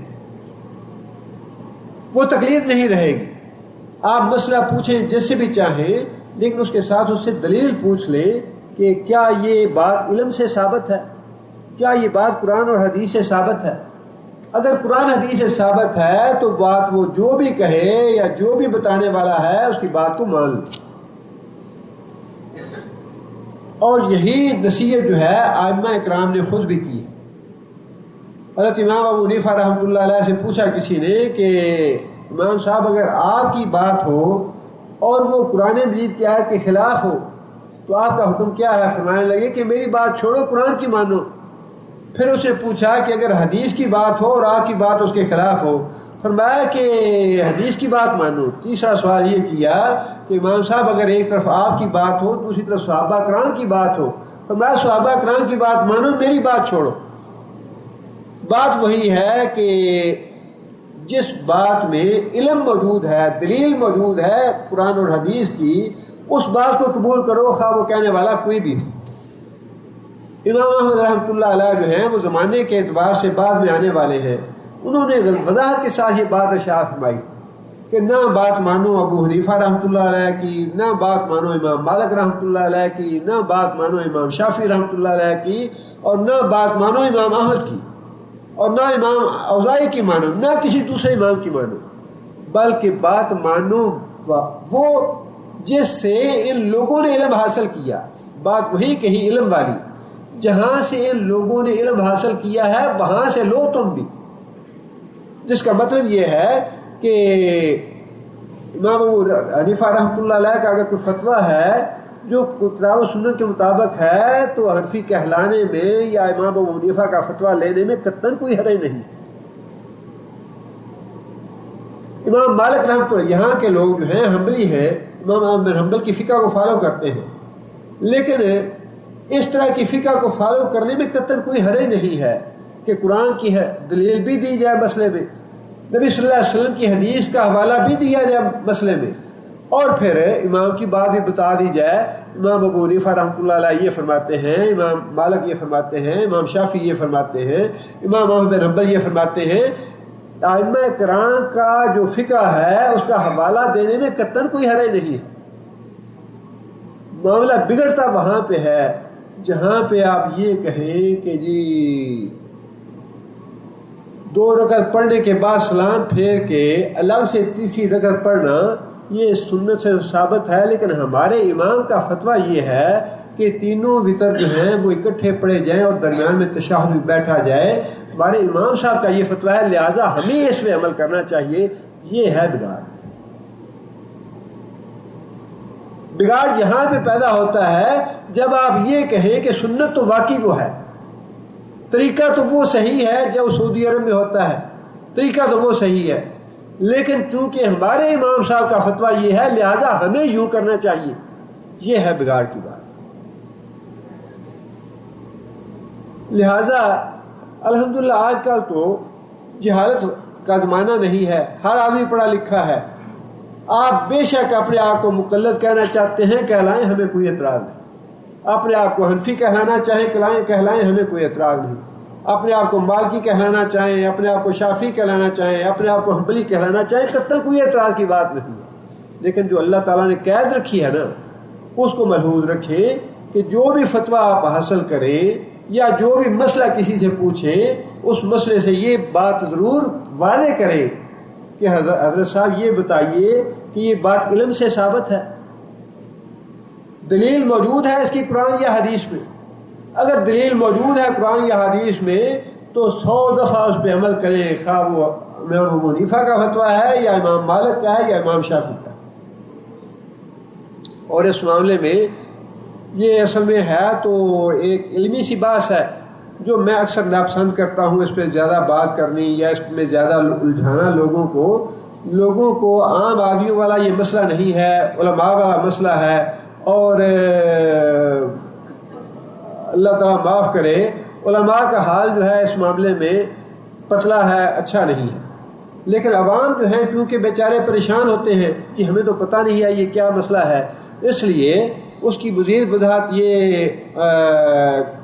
کرنا چاہوں گا کہ 4 ائمہ کرام ہیں، اور یہ 4 ائمہ کرام کا زمانہ جو ہے کم از کم 100 سال کے بعد آتا ہے، 100 سال کے بعد صحابہ کرام سے۔ صحابہ کرام کے زمانے میں کوئی بھی، ظاہر ہے امام ابو حنیفہ جب بعد میں پیدا ہوئے تو صحابہ کرام میں نہ کوئی حنفی تھا، نہ حنبلی تھا، نہ مالکی تھا، نہ شافعی تھا، کوئی بھی نہیں تھا، صرف کتاب و سنت کو فالو کیا جاتا تھا، قرآن اور حدیث کی اتباع کی جاتی تھی، اور وہی جو زمانہ ہے اس کے بارے میں فرمایا خیر القرون قرنی۔ دین کے اعتبار سے، ایمان کے اعتبار سے، شریعت کے اعتبار سے میرا زمانہ، صحابہ کا زمانہ جو ہے یہ بہترین زمانہ ہے۔ اور پھر یہ بات بھی فرمائی کہ نجات پانے والا فرقہ جو ہے وہ کون سا ہے؟ فرمایا کہ میرے صحابہ کے راستے پہ جو چلا، یا رسول اللہ کون سا، جب 72-73 فرقے ہو جائیں امت میں تو کون سا طریقہ جو ہے ہم اختیار کریں؟ فرمایا جو طریقہ میرا اور میرے صحابہ کا ہے۔ یہ بات بڑی واضح ہے، لیکن اس کے باوجود ایک ایسی چیز ہے جس کا ہم انکار نہیں کرتے، جو موجود ہے اس دنیا میں، مالکی بھی موجود ہے، حنفی بھی موجود ہے، شافعی بھی موجود ہے، حنبلی بھی موجود ہیں، ہم انکار کیوں کریں اس کا؟ اپنے اپنے مسلک پہ رہتے ہوئے ضرور آپ اس میں اگر کوئی آدمی اطمینان محسوس کرتا ہے، سکون محسوس کرتا ہے، ہم قطعاً کسی کو نہیں کہیں گے کہ تم حنفی مذہب چھوڑ دو یا مالکی مسلک چھوڑ دو، بالکل نہ چھوڑیں، آپ اپنے اس پہ رہیں، لیکن جو ہدایت اللہ نے فرمائی ہے اس کو صرف ملحوظ رکھیں۔ اور ہماری دعوت صرف اتنی ہی ہے کہ وہ جو اللہ نے فرمایا کہ علم کی بنیاد پہ تم بات مانو، علم کی دلیل ضرور پوچھ لو، جو بھی تمہیں مسئلہ بتائے، جو بھی تمہیں کوئی شریعت کی بات بتائے، جو بھی کوئی حکم تمہیں بتائے اس کے بارے میں دلیل پوچھ لو کہ قرآن میں ہے یا حدیث میں ہے۔ اس کے بعد جو انسان کہلانا چاہے کہلاتا رہے، اس سے کوئی فرق نہیں پڑتا۔ اطیع اللہ و اطیع الرسول، اللہ اور اللہ کے رسول کی اطاعت کرنی ہے، اور اللہ کے رسول ہی فرق کرنے والے ہیں لوگوں میں۔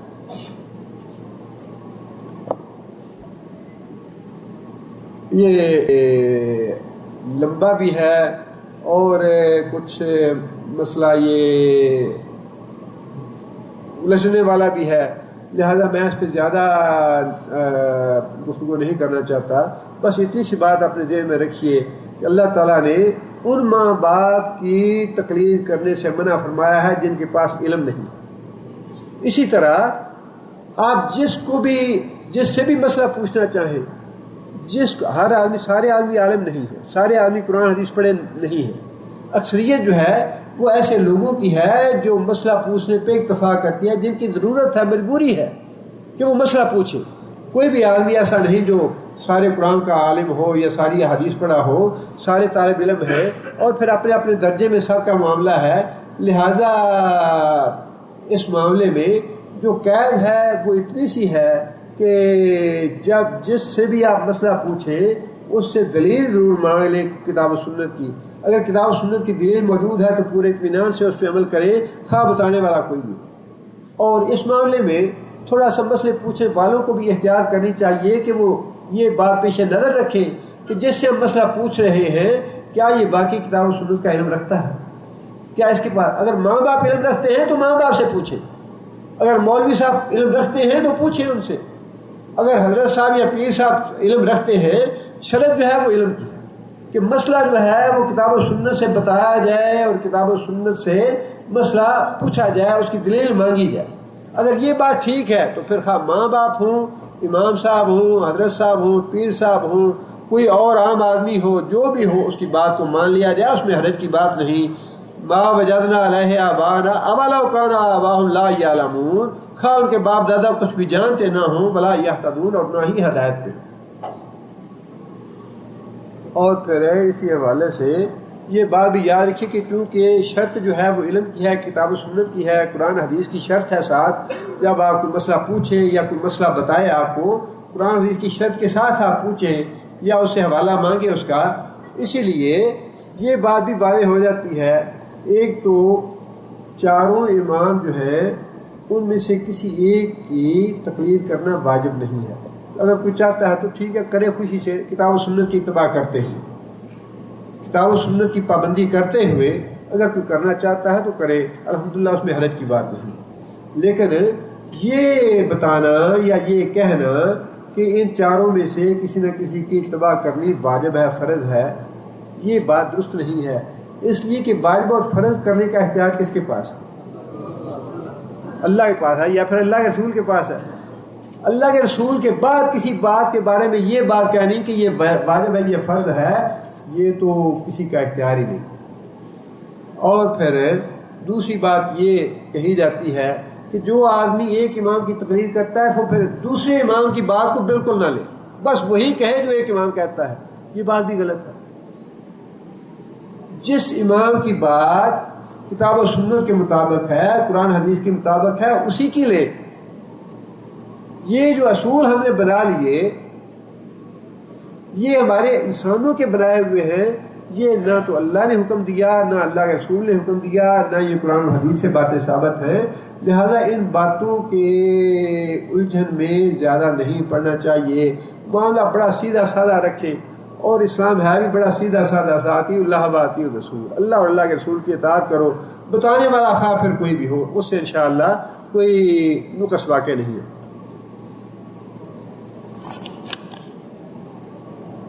یہ بات وہی ہے سوالات کے بارے میں جو آج ہم نے پڑھا ہے، عذاب قبر کہاں ہوتا ہے؟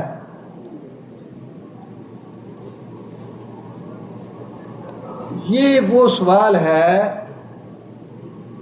جو صحابہ نے نبی صلی اللہ علیہ وسلم نے نہیں کیا، صحابہ کرام نے نبی صلی اللہ علیہ وسلم سے نہیں کیا۔ نبی صلی اللہ علیہ وسلم نے یہ بتایا ہے کہ قبر میں عذاب ہوتا ہے، یہ نبی صلی اللہ علیہ وسلم نے بتایا ہے قبر میں عذاب ہوتا ہے، اس پہ ایمان لانا یہ واجب ہے، نبی صلی اللہ علیہ وسلم کی حدیث ہے۔ اب اس کی یہ وہی لا یعنی اور بے مقصد قرید ہے، یہ کہاں ہوتا ہے؟ جس آدمی کو مرنے کے بعد جو بھی جگہ نصیب ہوگی وہ اس کی قبر ہے۔ اگر کوئی آدمی سمندر میں پھینکا گیا تو وہ سمندر اس کی قبر ہے، مٹی میں ڈالا گیا وہ اس کی قبر ہے، کسی جانور نے کھا لیا تو وہ جانور کا پیٹ اس کا جسم ہے۔ نبی صلی اللہ علیہ وسلم نے فرمایا کہ جس کو کوئی جانور کھا لے گا وہ اس کے پیٹ سے قیامت کے دن اٹھے گا۔ جس آدمی کی راکھ بنا کے اس کو جلا کے راکھ کو ہوا میں اڑا دیا وہ ہوا اس کی قبر ہے، وہ سمندر یا پانی اس کا قبر ہے جس میں وہ بہا دیا گیا۔ باقی یہ معاملہ ہے کہ عذاب دینا جو ہے، بار بار اللہ تعالیٰ نے فرمایا کہ ان اللہ سریع الحساب، اللہ کو حساب لیتے دیر نہیں لگتی۔ اب یہ پوچھ رہے ہیں کہ اللہ کیسے حساب لیتا ہے، یا کیسے اللہ عذاب دے گا، یا کیسے دیتا ہے، اس کی ویسے ہی اللہ سے پناہ مانگی۔ ان سوالوں کی قرید میں نہیں پڑھنا چاہیے۔ جتنی بات اللہ نے فرمائی ہے یا اللہ کے رسول نے فرمائی ہے کہ قبر جو ہے اس میں عذاب بھی ہے، ثواب بھی ہے، بس اس پہ ایمان لانا چاہیے۔ اگر کسی وجہ سے وتر نہ پڑھ سکے اور فجر ہو جائے تو کیا کیا جائے؟ سورج طلوع ہونے کے بعد جب عشاء کا وقت ہو جاتا ہے اس وقت یا اس کے بعد کسی وقت بھی پڑھ سکتے ہیں انشاءاللہ۔ رکوع کے بعد ہاتھ باندھنا چاہیے یا چھوڑ کر رکھیں، انشاءاللہ دونوں طرح درست ہے۔ جو آدمی جس طرح کر رہا ہے وہ کرتا رہے، جو کھلے چھوڑتا ہے رکوع کے بعد وہ کھلے رکھے، جو باندھتا ہے وہ باندھ کے رکھے، انشاءاللہ دونوں طرح جائز۔ کیا شارک مچھلی جو کہ شکار خور ہے حلال ہے؟ انشاءاللہ امید یہی ہے کہ چونکہ نبی صلی اللہ علیہ وسلم کے الفاظ جامع ہیں، قرآن مجید کے الفاظ بھی جامع ہیں، اس لیے بیشتر ائمہ کرام نے پانی کے سارے جانور جو ہیں ان کو حلال قرار دیا ہے، حتیٰ کہ امام شافعی رحمۃ اللہ علیہ جو ہیں انہوں نے کچھوے کو اور مینڈک کو بھی اس چیز میں شامل کیا ہے۔ شام کی جنگ کے بارے میں آخرت کی نشانیوں میں سے شام کی جنگ ہے، اس کی وضاحت جو ہے وہ بڑی طویل ہے اور کتابوں میں دی ہوئی ہے۔ قیامت کا بیان جو کتاب ہے تفہیم السنہ، اس میں اس کی وضاحت ہے، آپ وہاں سے پڑھ سکتے ہیں اسے۔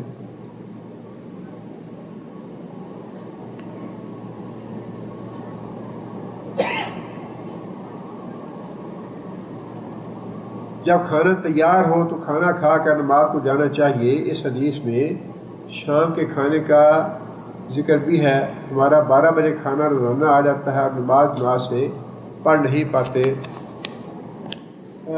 ویسے یہ بات تو درست ہے، لیکن اس کی جو اصل سبب ہے وہ یہ ہے کہ کہیں ایسا نہ ہو انسان کو بھوک نے بہت زیادہ تنگ کر رکھا ہو اور نماز میں جو خشوع اور خضوع مطلوب ہے انسان اس توجہ سے اور خشوع اور خضوع سے نماز ادا نہ کر سکے۔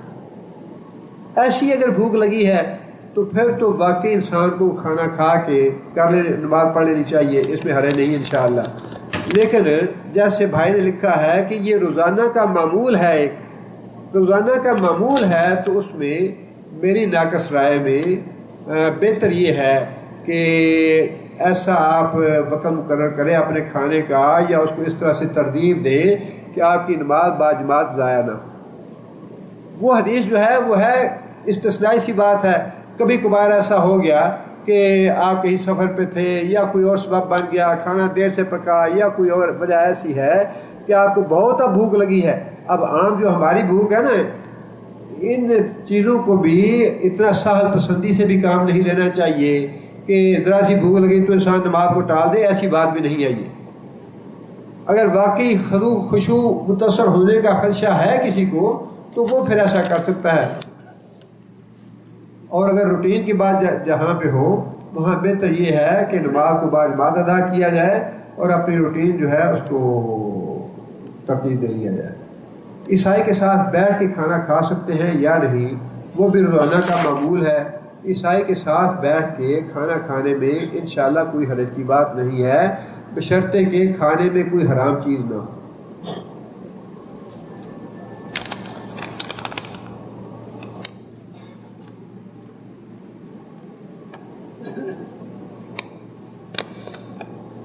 ایک بھائی نے لکھا ہے کہ ان کے سسرال والے فیکٹری میں بینک سے قرض لے کے کام کرتے ہیں، ان کے ساتھ تعلق رکھنا چاہیے یا نہیں، اور کہنے سے بھی بات نہیں آتے ہیں۔ انشاءاللہ اگلی آیت جو ہے اس میں اس مسئلے کی وضاحت آ رہی ہے، لیکن مسئلہ یہی ہے کہ آپ نے کہہ دیا انہیں آپ اپنے فرض سے بری ذمہ ہو گئے۔ اب آپ کا تعلق ایسا ہے کہ آپ ان سے قطع رحمی نہیں کر سکتے، نہ ہی قطع رحمی کرنی چاہیے۔ ان سے تعلق تو ضرور رکھیں اور گاہے بگاہے موقع دیکھ کے کہتے بھی رہیں، لیکن اس کے باوجود اگر وہ نہ کریں تو انشاءاللہ آپ پہ اس کا وبال نہیں۔ قطع تعلق کرنا یہ مسئلے کا حل نہیں ہے۔ ایک بھائی نے لکھا ہے کہ ان کی اہلیہ بیمار ہیں، اللہ تعالیٰ شفا عاجلہ اور کاملہ عطا فرمائے۔ ایک بھائی نے لکھا ہے کہ ان کے دوست ہیں، ان کا انتقال ہو گیا، اللہ تعالیٰ ان کی مغفرت فرمائے اور اللہ تعالیٰ دوست میں جگہ عطا فرمائے۔ وطر کی نماز ہو جانے کی وجہ سے رہ جائے تو کیا نماز قضا پڑھنی چاہیے؟ وطروں کی قضا نبی صلی اللہ علیہ وسلم نے ادا فرمائی ہے، لہذا وطروں کی قضا ادا کرنی چاہیے۔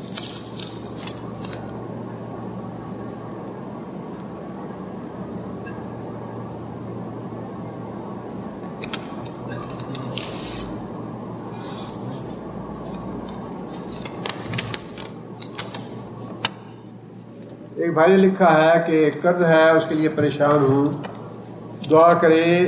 دعا تو انشاءاللہ ہم بھی کرتے ہیں، لیکن آپ تہجد کی نماز کو اپنا معمول بنائیں، انشاءاللہ اللہ قرض ادا کر دیں۔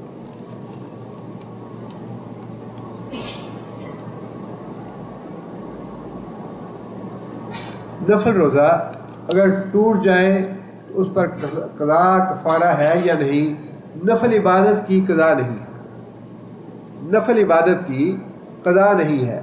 اگر آپ نے نفلی روزہ رکھا ہے اور کسی وجہ سے آپ کو توڑنا پڑا اور آپ نے توڑ دیا، اس کے بعد اس کی قضا کرنا آپ کی مرضی پہ منحصر ہے۔ قضا ادا کرنا چاہیں کریں، نہ کریں تو انشاءاللہ گناہ نہیں۔ ایک بھائی نے لکھا ہے کہ نقل کفالہ کی پریشانی ہے، اللہ تعالیٰ ان کی پریشانی دور فرمائے۔ اور ایک بھائی نے لکھا ہے کہ ان کے والد صاحب کا ایکسیڈنٹ ہوا ہے، اللہ تعالیٰ شفا عاجلہ اور کاملہ عطا فرمائے انہیں۔